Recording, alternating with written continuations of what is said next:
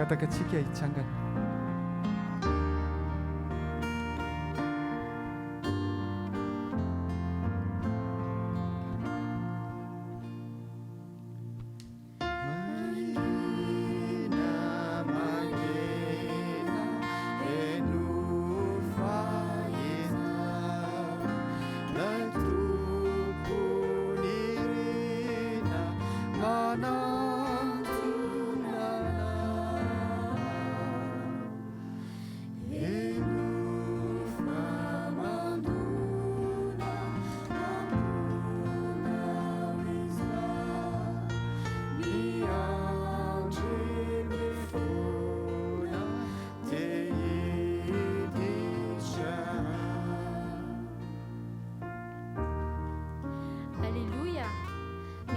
Andriamanitra eo amin'ny fitoerany masina, midera azy eo amin'ny habakabaky ny heriny, midera azy noho ny asany lehibe, midera azy araky ny haben'ny voninainy. Aoka izay rehetra manam-pofinaina samy mideran'i Jehova. Alleluia.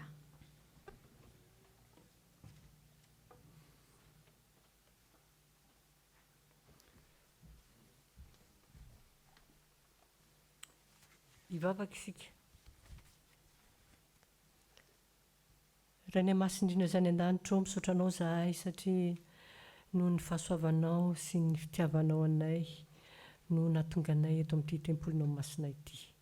Misaotra anao izay Tompo satria afaka mbola midera mankalaza anao ary manome voninahitra anao amin'izao sabatanao masina izao. Eny Tompo raiso ny fiderana rehetra ataon'ny zanakao rehetra eto amin'ity ambony tany ity manerana izao tontolo izao amin'izao andro fahafito izao, izay andro fahatsiarovana ny famoronanao ary fanekena nataonao taminay. Raha io engane izay rehetra ataonay eto mba voninahitry naranao ary fenoa ny fanahinao masina izay rehetra manatrika eto mba handray afaka hanokatra ny fonay mba ho anao ary hanompo anao. Dia raiso ny voninahitra ho anao Tompo ho mandrakizay. Amen.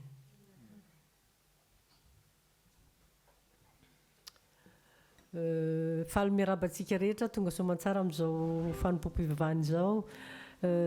Miarabantsika izay tonga eto an-toerana ary ny fahasoavan'Andriamanitra anie ho aminareo rehetra. Miaraba manokana ny musicien tonga soamantsara androany. Mahafinaritra ny mahita anareo. Miaraba anareo teknisianina koa tonga soamantsara natrika izao fanompoam-pivavahana izao.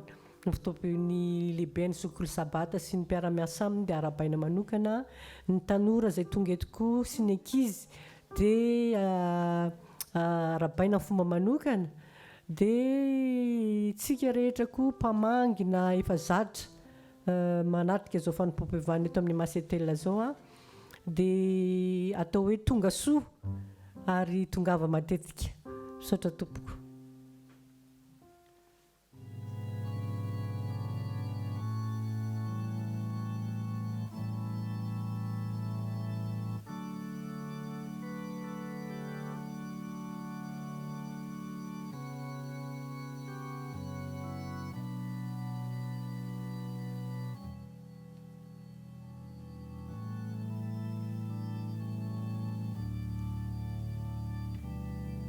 Raha io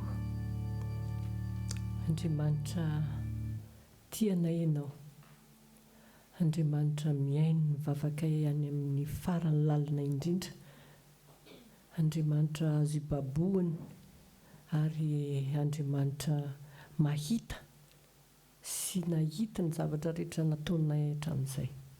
Tompo, inoa ny vavaky ny tsirairay izay nipololotra avy ao am-po. Inoa Tompo ny fangatahanay. Avelao ny elokay Andriamanitra. Mamindrafo aminay. Isorony tsy metimety rehetra vitanay. Fa ingane ny rasonao Tompo, ilay latsakao teo amin'ny hazo fijaliana no andrakotra anay ary ny lambam-pahamarinanao no atafinao anay androany.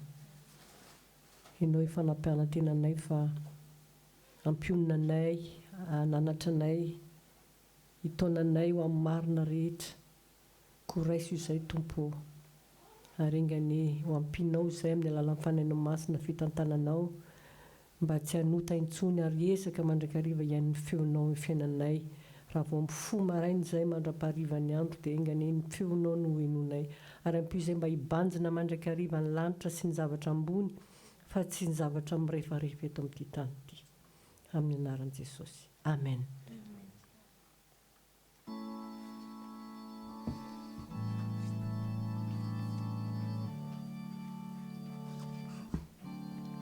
Izao tsika dia amin'ny tonga amin'ny fanompom-pivavahana manokana dia ny fanomezana ny fanatitra sy ny ampahafolana. Manokana ny fotoana fanatitra satria izao ny zavatra rehetra nananantsika na ny aina nanantsika ara dia an'Andriamanitra daholo. Fanolorantsika omentsika anazy ny kely izay sombony tamin'ny zavatra rehetra nomeny antsika hatramin'izay. Misy teny kely ao amin'ny baiboly tiako hisarihana ny saintsika ao amin'ny Matthieu 25, 22, 23 ilay izy miresaka momba ny tombony talenta azo avy amin'ny ataontsika hoe Jesosy izany Andriamanitra no tompo amin'ity anaran'i Jesosy ary noho nanantona koa ilaina ny ray ny talenta roa dia hoy izy tompoko talenta roa no natolotra ho ahy indro nahazo tombony talenta roa koa aho. Hoy ny tompony taminy tsara izany ry mpanompo tsara sady mahatoky nahatoky tamin'ny kely ianao dia ho tendreko ho mpanapaka amin'ny be midira amin'ny fifalian'ny tomponao. Tiako tenenina antsika amin'izao zany any an-tanàna antsika dia misy fotoana ny zavatra rehetra misy fotoantsika faly amin'ny fiainana dia misaotra an'Andriamanitra tsika fa faly. Misy fotoana anatin'ny fahoriantsika misaotra an'Andriamanitra foantsika noho ireny olona zavatra misy rehetrarehetra ireny, izany hoe ny akoviana na fahoriana na fifaliana zany dia napetraka Andriamanitra nanankina fotsika tamin'Andriamanitra foantsika isaorantsika izany ny angatan'Andriamanitra amintsika fotsiny mahay mankasitraka tsika mahay misaotra dia mba ny kely izay anaovana ny asan'Andriamanitra ireny vola omentsika ireny dia ataontsika anaparitahana ny asa fitoriana ana karama ny pasteur sy ny mandritra hatramin'ny conférence générale zany kely amin'ireny no angatahana amintsika raha mahatsiaro tombontsoantsika dia izay no ankasitrahan'Andriamanitra amin'ny fitiavana nanaovantsika izany. Ka amin'ny ao anatin'ny fitatazana rakitra dia ataontsika ny hira 666 dia angamba andininy izay mahavita anazy eo andininy roa izy io.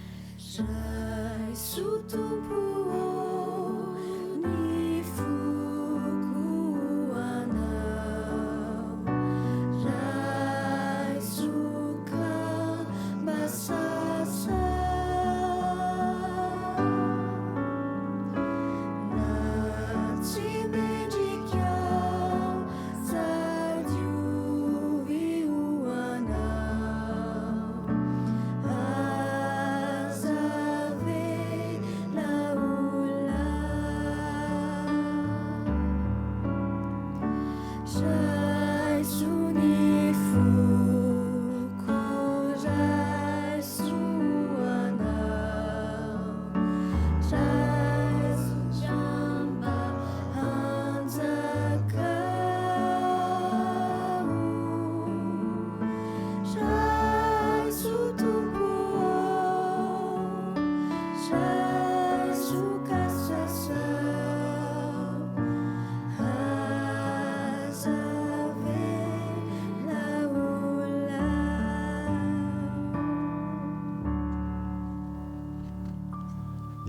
Vaksika tompo.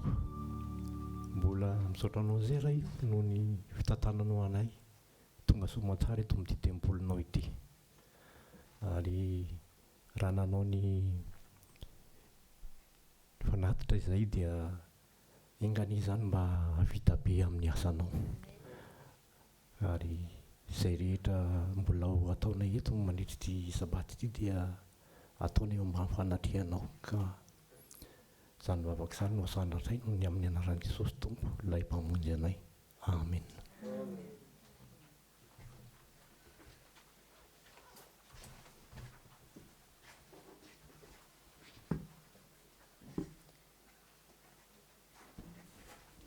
Bonjour les enfants. Ça va bien? Bien, merci. Maintenant, nous allons voir une vidéo qui concerne l'histoire de Moïse. Donc, je vous invite de bien vous concentrer.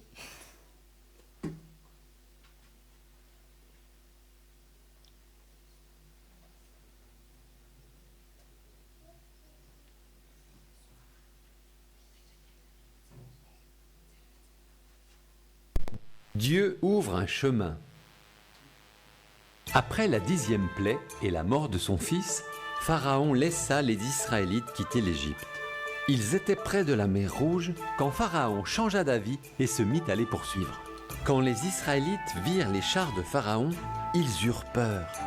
Mais Dieu dit à Moïse de lever son bâton sur la mer Rouge.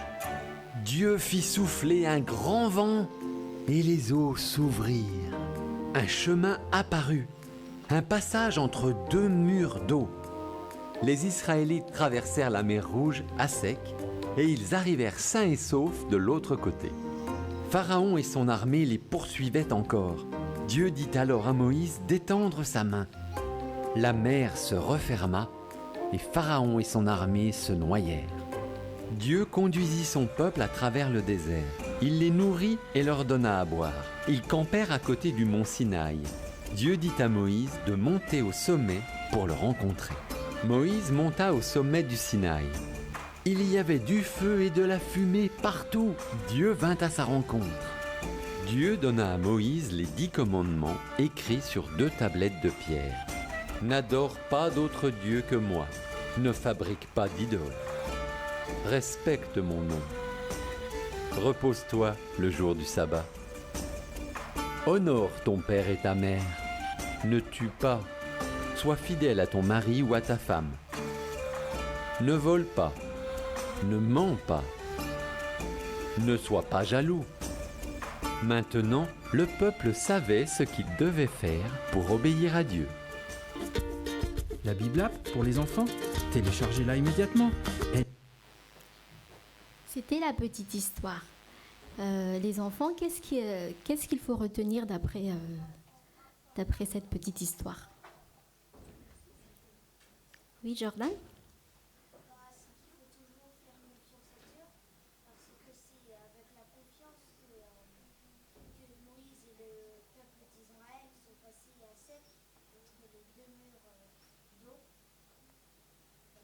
Voilà, très bien. Donc, d'après ce qu'a dit Jordan tout à l'heure, qu'il faut faire confiance à Dieu en toutes circonstances. Et aussi, même si on est en difficulté ou on passe dans des moments difficiles ou bien plein d'obstacles, Dieu est toujours là pour nous. Et qu'il faut toujours avoir confiance en lui. Et qu'il faut aussi retenir les enfants, c'est que si on obéit bien à ses commandements, Dieu sera toujours là pour nous et il nous écoute. Bon, sabbat, c'était notre petite histoire. Amen.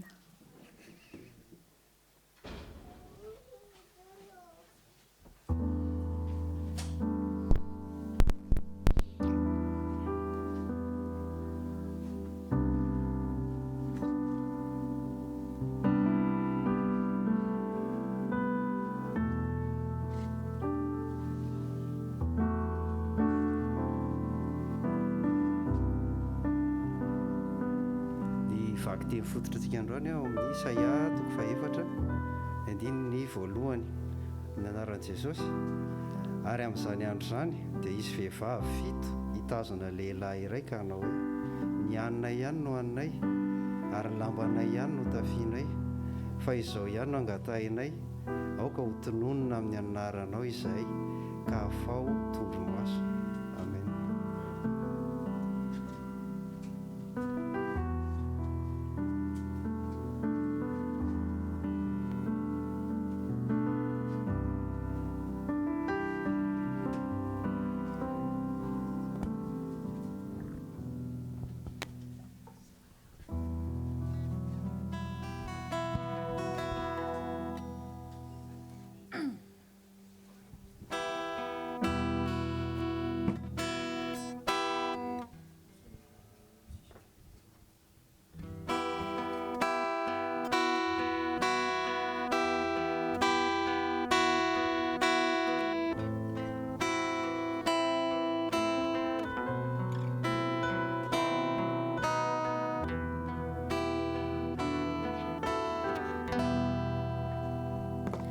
L'essentiel dans la vie devient si petit quand on l'a tout perdu, quand on n'a personne à côté avec qui tout partager.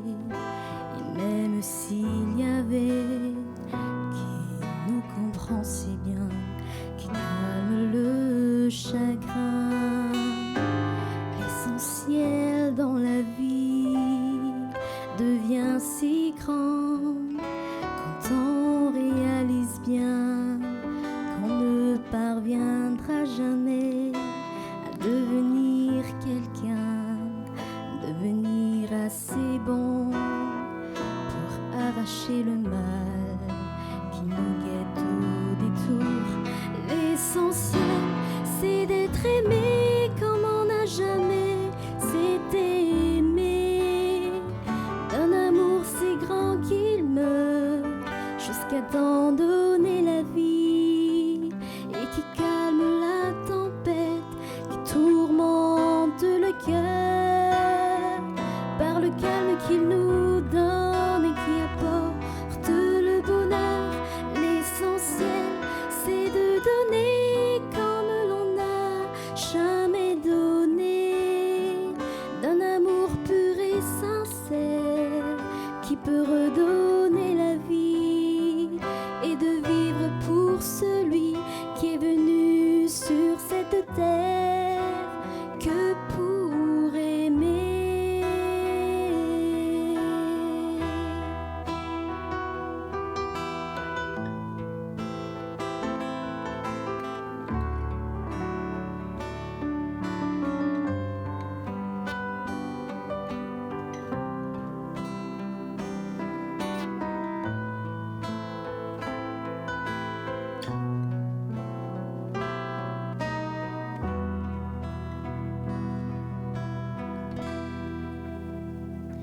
L'essentiel dans la vie, c'est d'accepter que Jésus a tout fait pour nous donner la vie.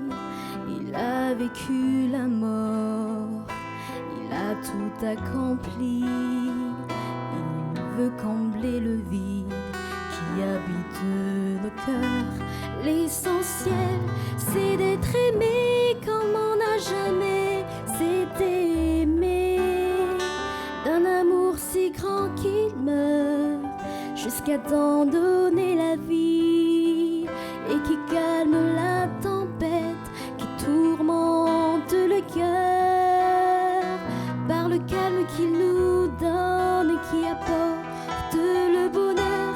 L'essentiel, c'est de donner comme l'on n'a jamais donné, d'un amour pur et sincère qui peut redonner la vie.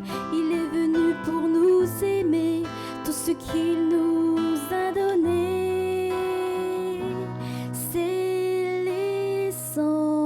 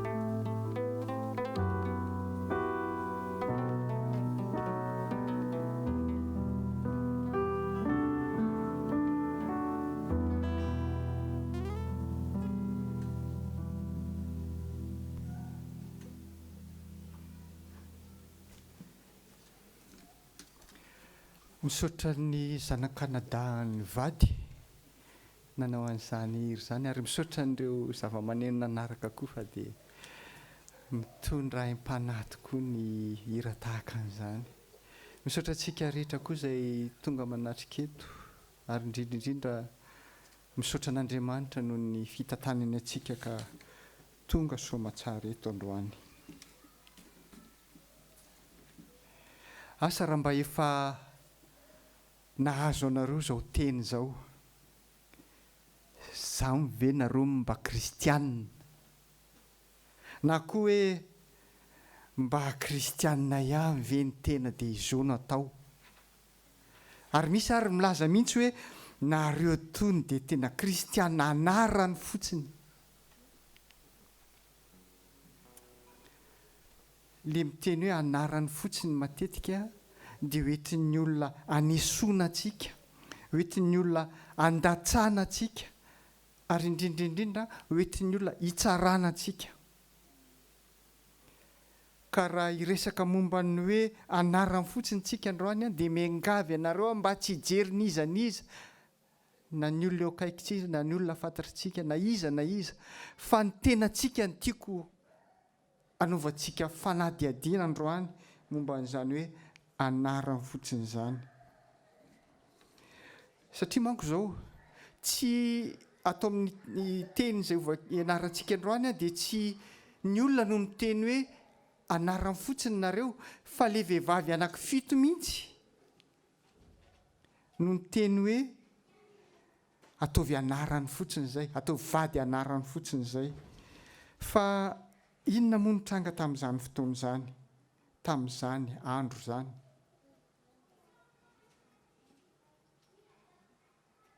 Antokijerentsika ny eo amin'ny Isaia 3:7-5 hoe Isaia 3:7-5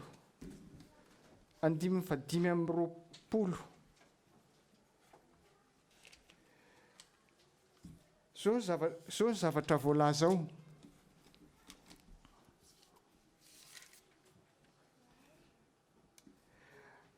Ny lehilahy ao aminareo dia ho lavo-tsabatra ary mahery ao aminareo dia ho faty anady. Tamin'izany andro zany dia vitsy ny lehilahy satria maty tany anady. Izay ny antony voalohany na tonga nyreto vehivavy reto, ho vehivavy 7 mitana lehilahy anankiray dia izy hoe mba ataovy izao hoe vadinareo na hoanina tsy hoany aloha. Faharoa, inona ny zavatra nitranga tamin'izany andro zany? 7 manomboka eo amin'ny 5:12. Eo amin'ny 5:12 dia izy hoe na ny kavy na voavola na ny rojo na ny fisalobonana makarakara, izany rehetra izany dia nitsoahana tamin'ireto vehivavy reto. Ny 20 na ny peratra na ny kavinorona na ny akanjo fiaingona na ny kapoty na ny saly na ny poketra, izay zavatra rehetra mety firavaka teny amin'ny vehivavy zany, izay zavatra rehetra mety neverin'ny vehivavy tamin'izany fa mahafatifaty azy dia nitsoahana. 20 na ny manitra ary dia nisoloana maimbo. Mbo bizesy mitondra ranomanitra zany le vehivavy, le ranomanitra ary lasa maimbo, inona tsy moa maha-vehivavy izy amin'izany. Ary betsaka ny zavatra voalaza ao amin'io andininy io, fa ny farany dia hoe ary ny hatsaran-tarehany dia nosoloana tomboka amin'ny vy mamay. Na ny tarehany ary zany dinovaina dia lasa ratsy tarehy. Dikan'izany zany tamin'izany andro zany dia nalàna ny firavaka sy ny haingo ary simba ny hatsaran-tarehan'ny vehivavy. Misy baiboly anankiray izay antsoina hoe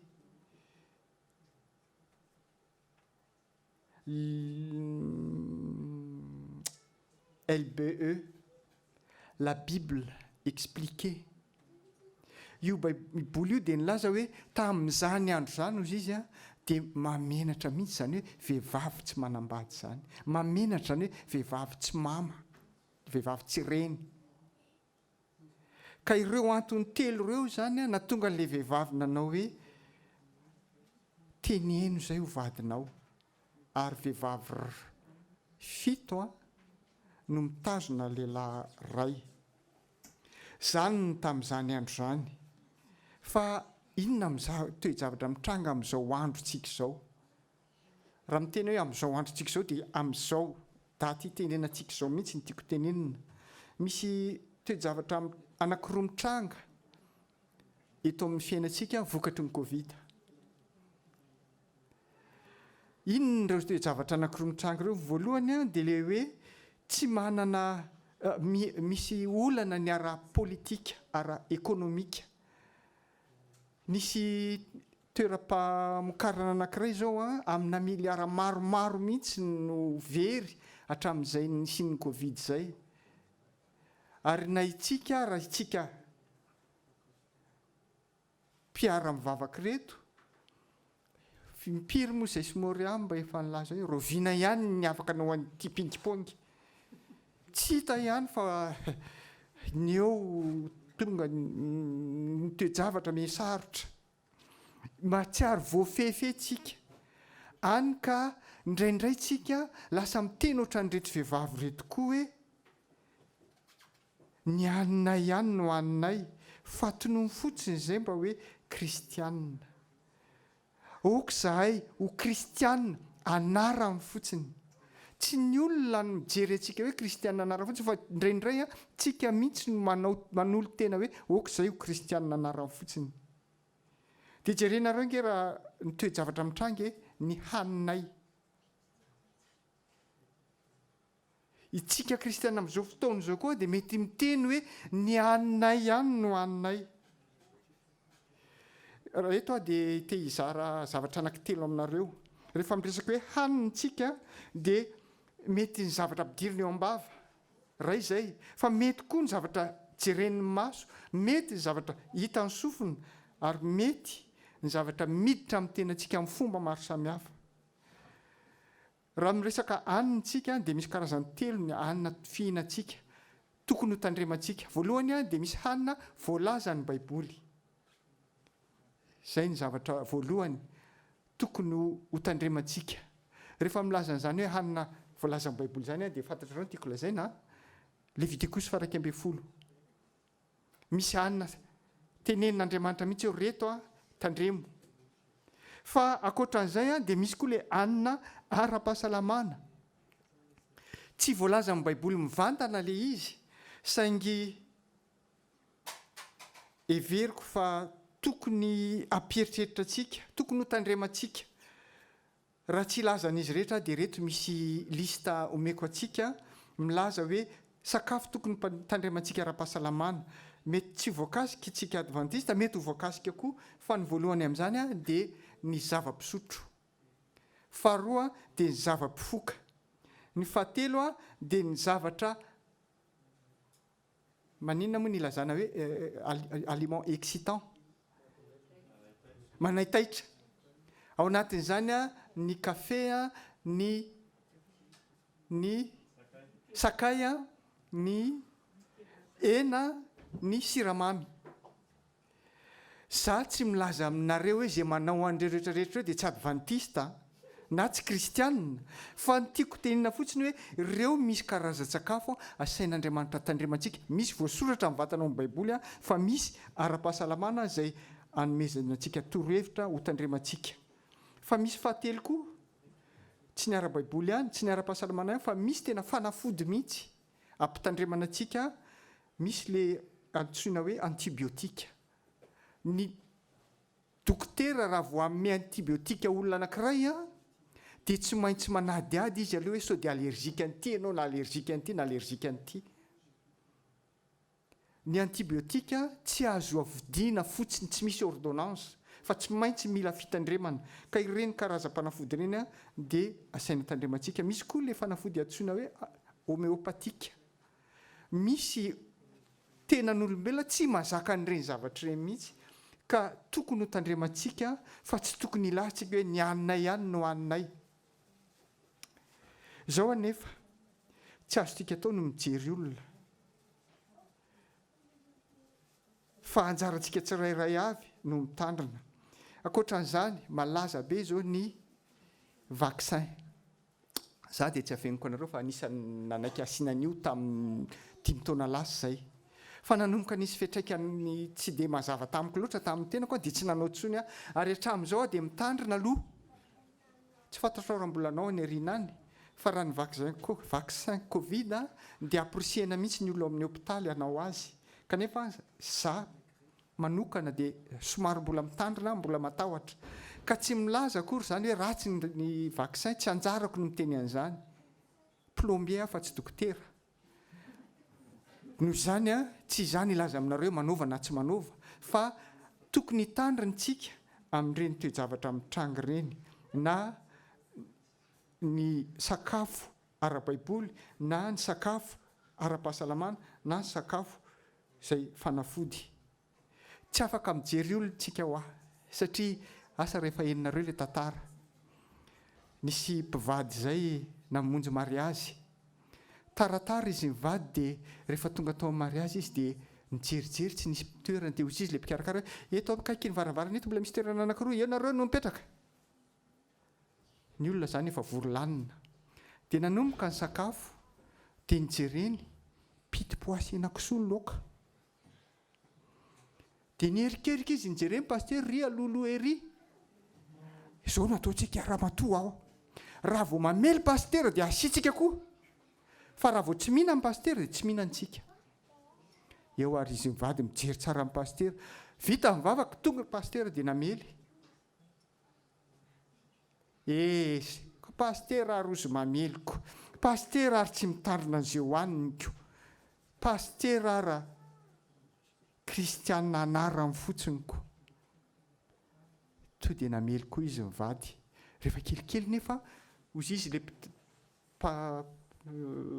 mpikarakara, mpijery hoe iza nazo, iza tsy nazo, etsy ambarabarana izy ory reto efa langa le henan-kisoa, le nombon'ny pastera fa ohatrany tsisy tsony eo ambiliany. Eo izy mivady vao tonga saina hoe ay samy piti-poa ihany le izy fa pastera efa nanaovana sakafo manokana tsy hena tsy fihinana fa hena fihinana. Aoka tsy hijery olona tsika, aoka tsy fampitsary tsika, fa ny tena tsika jerena. Fa maninona moa tsy asiana an'izany zavatra manimby zany ny tena tsika?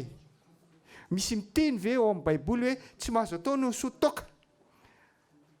Misy an'izany ve ao amin'ny baiboly? Misy miteny ve ao hoe tsy mahazo mihinana siramamy? Misy miteny an'izany ve ao amin'ny baiboly? Tsy misy niteny an'izany ao fa niteny ao amin'ny baiboly ao amin'ny Korinthiana voalohany 7:7. Ao amin'ny Korinthiana voalohany 7:7 dia milaza kosa izy hoe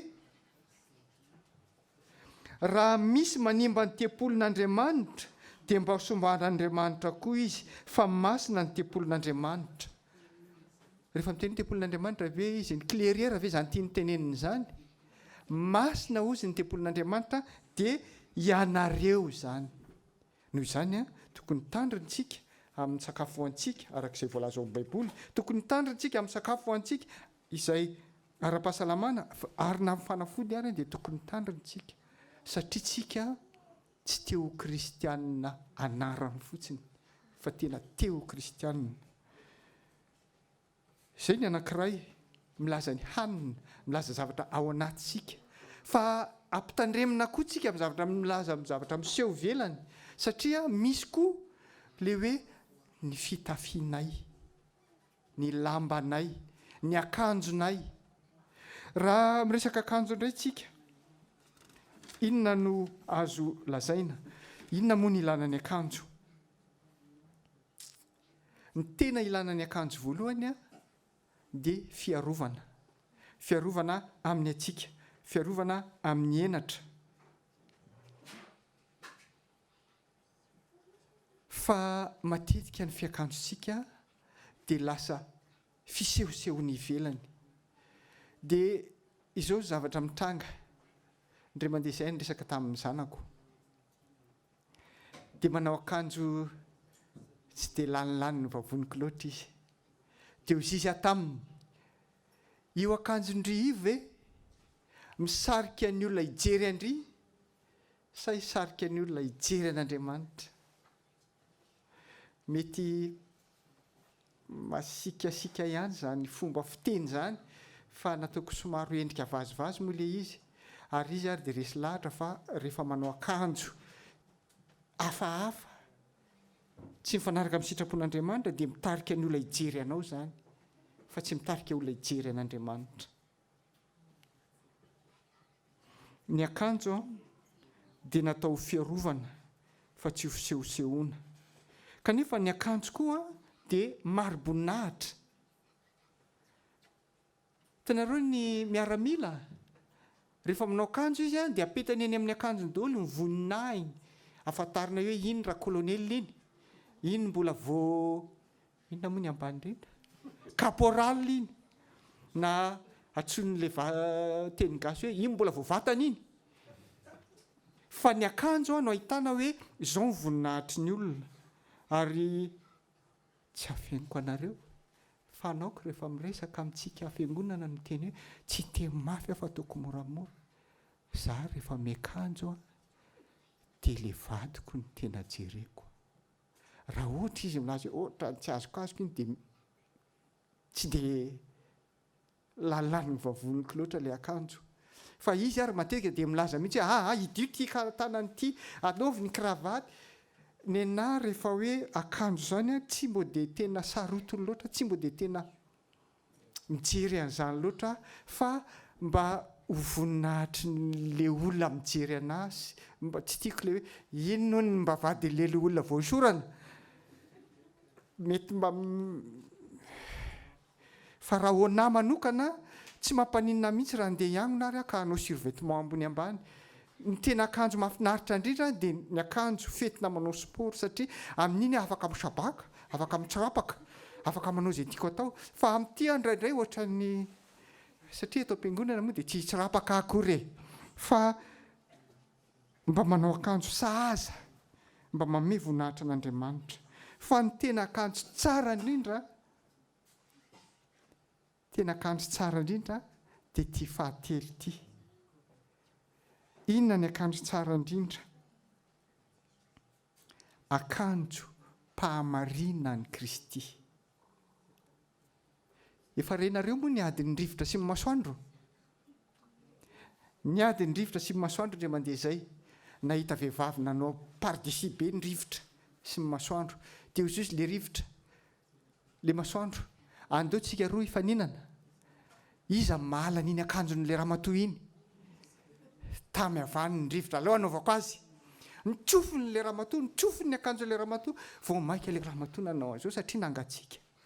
Dia hozy izy ny masoandro, kalma fotsiny aleo anaovako azy. Tonga dia nidaniany tamin'ny hafanany le ramatoa, nanala ho azy. Misy antony ny anaovana akanjo fa tsy anaovanovana foana.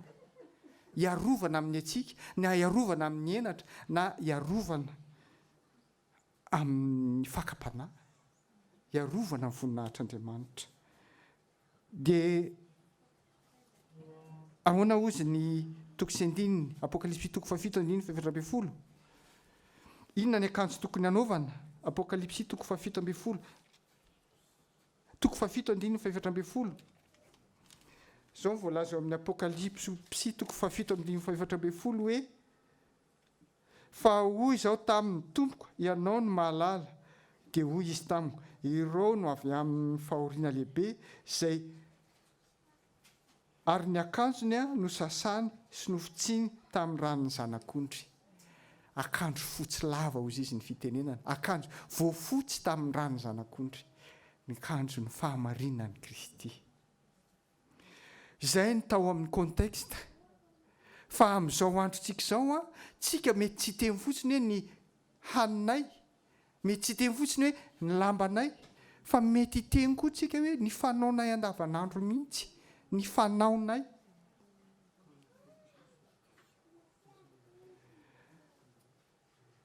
Rehefa miresaka n'io fanaonay io, dia izao ny fanontaniako amintsika.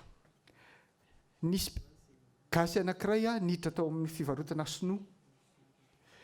Rehefa niditra tao amin'ny fivarotana sinoa izy dia nanontany zavatra.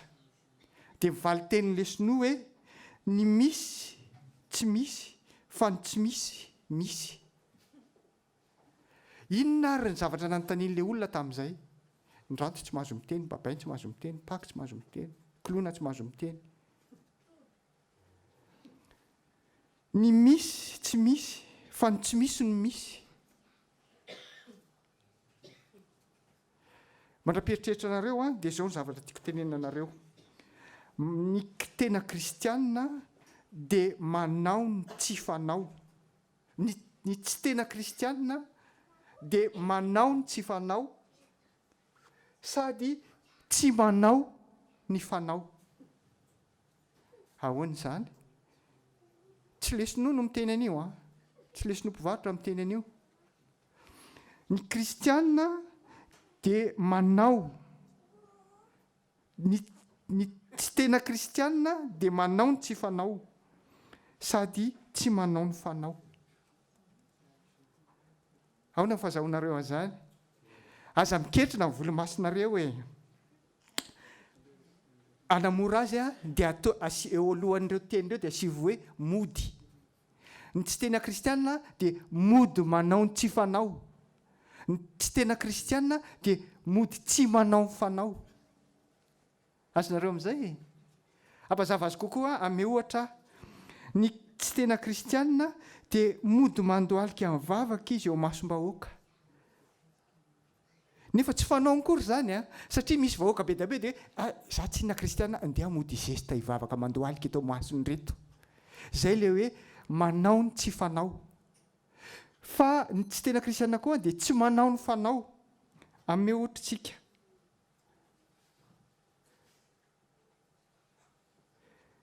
Maneno ny sonerian'ny telefôniny amin'ny valo.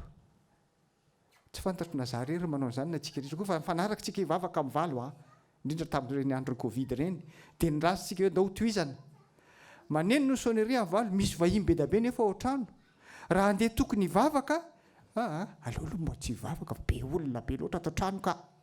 Izay le hoe tsy manao ny fanao. Efa izay ny fanao nefa no le olona dia tsy izany hoe mody tsy manao ny fanao. Dia hoanandray ary ny fanohatra amin'izay, ny tena kristianina dia manao ny fanao. Sady izay tsy manao ny tsy fanao.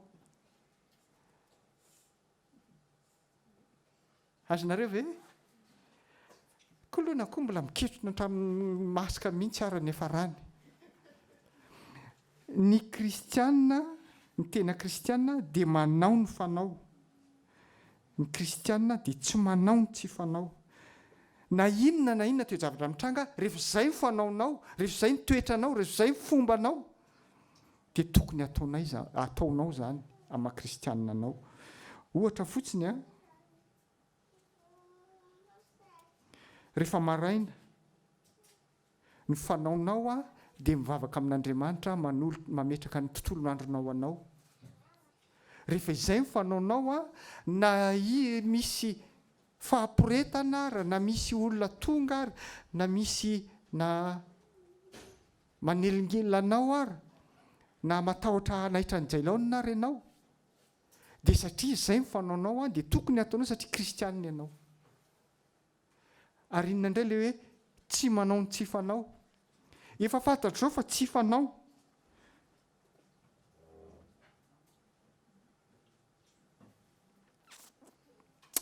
Efa nilesahako taminareo teto tamin'izaho vao tonga teto an-dafy. Amin'ny 10 vao maty ny masoandro, amin'ny 7 midy Auchan. Rehefa vita ny fiarahana mianatra hiran'ny chorale, lasa amin'irona daholo ny gasy makany Auchan. Dia ozy tamin'ilay pasteur anankiray teo akaikiko izay, honao pasteur, ary ilay Auchan nge ho amin'ny 7 midy, masoandro nge amin'ny 10 vao maty. Dia ozy izy, mandehandeha ao fotsiny aloha tsika tonga dia angontsika ny entana. Fa rehefa tonga amin'ny amin'ny 10 eo, dia eo tsika vao mandoa. Ny kristianina dia tsy manao ny tsy tokony atao, tsy manao ny tsy fanao. Ary izay mahatonga an'ilay fahamazinan'ilay hoe misy tsy misy fa tsy misy misy. Inona ny nanontanian'ilay ramatoa, le mpividy? Hono ary ngasino, mba manana taratasy misy tsipika ve ianao? Taratasy misy carreau zany. Dia ozy izy, ny misy a tsy misy, le misy carreau zany a tsy manan'izay tsy misy, fa le tsisy carreau a misy ao, misy tsy misy fa tsy misy. Zay koa ny tokony ataontsika ao an-tsaina. Ny tsy tena kristianina dia manao ny tsy fanao, tsy manao ny fanao. Fa raha tena kristianina tsika, raha tiatsika no kristianina tsy anarany fotsiny dia tokony anao ny fanao tsika fa tsy manao ny tsy fanao. Tanareo mahatonga ny eritreritra n'izany rehetrarehetra zany, misaotra ny olona daky tsika fa ao amin'ny fiambenana maraina dia mamerimberina an'izany ny fiambenana maraina, mamerimberina an'izany toe-javatra mitranga izany. Voalohany a teo izy hoe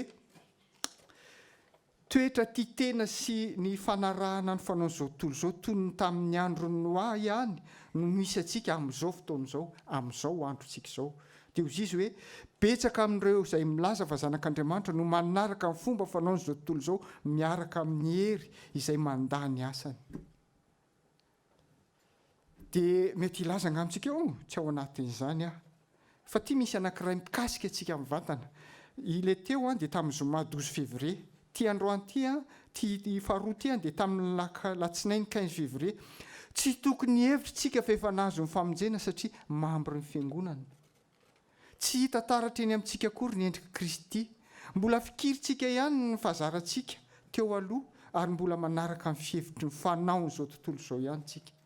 Tsy le fanaontsika, tsy le fanaon'Andriamanitra no tsika fa le fanaon'izao tontolo izao. Fa efatra, izay le tamin'ny lakamisy hoy izy latsinainy 15 février. Tia indray dia lakamisy 11 février ry havana ny tokony fanontaniana petraka tsika dia hoe tena zanak'Andriamanitra ve aho sa tsia? Tsy misy olona miditra amin'ny vavahady ny voninahitra fa tsy ireo izay mametraka amin'ny fony any. Dia avelao hipetraka ny fanontaniana hoe ny zavatry ny tany ve no antom-pisainako? Madio ve ny eritreritro? Zanak'Andriamanitra ve aho sa tsia? Tsika tsirairay ny tokony hametraka an'izany fanontaniana izany. Ary farany ho anareo izay afaka manaraka ny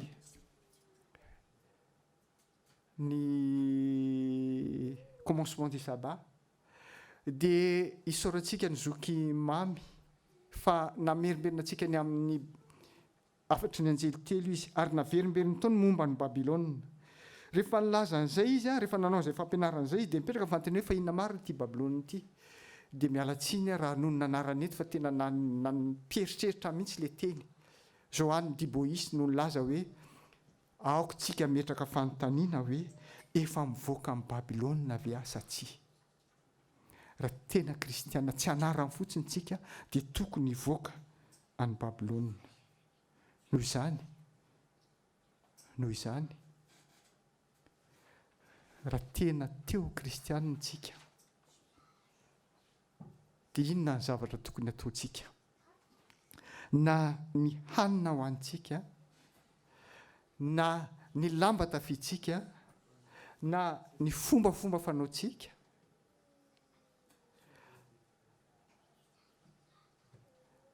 miandry kely tsika, miara teknika, na ny lamba tafitsika, na ny fombafomba fanaontsika, na ny zavatra hohanitsika, ampidiritsika amin'ny vavantsika, ampidiritsika amin'ny sofintsika, ampidiritsika amin'ny orontsika, ampidiritsika amin'ny tenantsika, ultraveneuse zany na intraveneuse zany na intramusculaire, ninona zavatra miditra amin'ny tenantsika dia tokony ho tandremantsika. Fa rehefa mitandrina ny hohanitsika tsika, rehefa mitandrina ny lamba tafitsika tsika, rehefa mitandrina ny fomba fanaontsika tsika,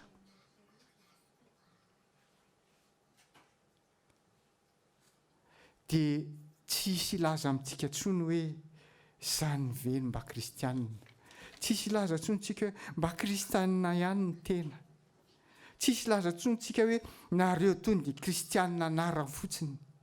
Fa rehefa voatandritsika ny hohanitsika, rehefa voatandritsika ny lamba tafitsika, rehefa voatandritsika ny fombafomba fanaontsika dia tena kristianina tsika fa tsy anarany fotsiny. Amen.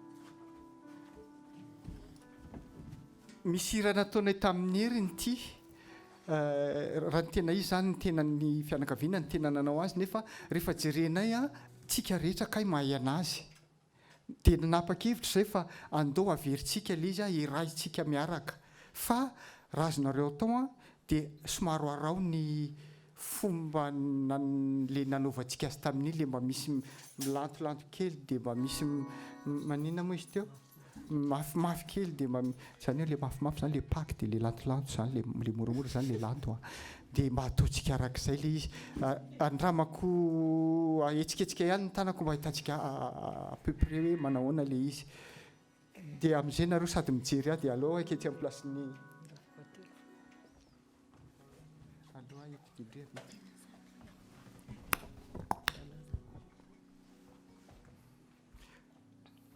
apaziko fotsiny hoe rehefa hoe eo amin'ny refrain tsika manao mafy hoe voany lanitra mpamonjy ity atao mikorisa le izy fa tsy hoe mpamonjy ity ia tsy atao tohatra fa atao mikorisa azonareo ve zany teneniko zany arao ny tanako dia mety io e ka tanyntsika hitsangana anao zany hira famaranana izany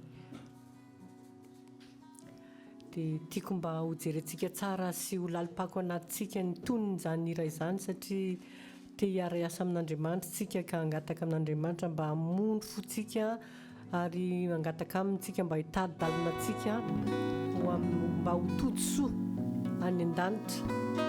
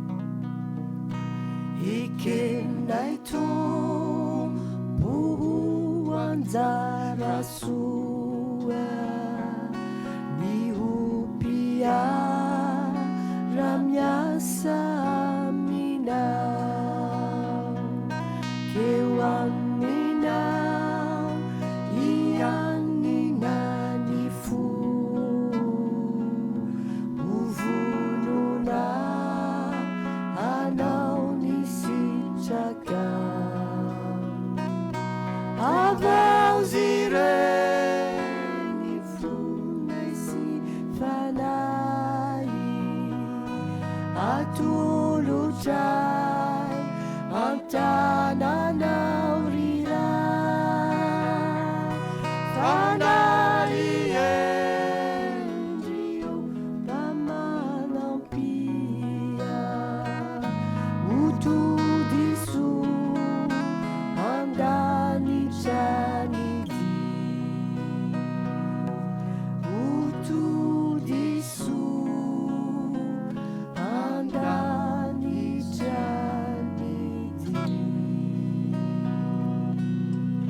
iny tompo engane ho tanteraka aminay zany teninao izany ka hiaraka aminao zay hiaraka hifampitantana hiaraka amin'ny zanakay hiaraka amin'ny mpiara-miangona aminay mpifanolobodindra aminay hitsenanao eny amin'ny raha lanitra raha eo misotranao zay no ny teninao nomenao anay androany fa ny angatanay aminao dia mba tsy ho anarany fotsiny mahakristianina anay tompo engane izay mba tsy hanononona foana anaranao ary engane izay mba tsy hanimbazimbanao fa ampio izay tompo amin'ny herinao satria ianao no manana fahefana rehetra mba hiova ary ovao izay tompo volavula ohatra amin'ny tanymanga mba hahatonga anay hifanaraka amin'ny sitraponao ny ataonay rehetra iny Andriamanitro mety maro ny olona niaino anay androany mety avy amin'ny fiangonana hafa ary samy miteny satria ny vehivavy dia hoarinao amin'ny fiangonana ao amin'ny tenin'ny soratra masina ka misy aminay milaza fa hoe tsy maninona fa aloha izay hivavaka azoma ihany hivavaka lahady ihany hivavaka amin'ny andro hafa ihany fa tsy hanao ny didy tsy hanaraka ny didinao fa aleo fotsiny izay tononona amin'ny anaranao satria ianao ny vadin'ny fiangonana raha eo ampatsiahivan'izy ireny fa masina ianao te hamonjy anazy ianao ary te hiary toetra aminy ko engane izy mba hiaino ny teninao tompo ary ampio izay mba ho fitaovana mahery vaika am-pelantananao mba hilaza ny famarinanao amin'ny olona rehetrarehetra raha io ny teninao dia maharitra mandrakizay engane izay rehetra manokatra ny tenin'ny baiboly mba ho bitsiny fanainao masina ka ho tonga mpianatra ao indray androany dia izay rehetra niaino ny teninao androany dia ampio mba hahery ary hananatanjaka ka ny fahasoavan'i Jesosy Kristy ray sy zanaka ary fanahy masina ny toetra aminay tsirairay avy amen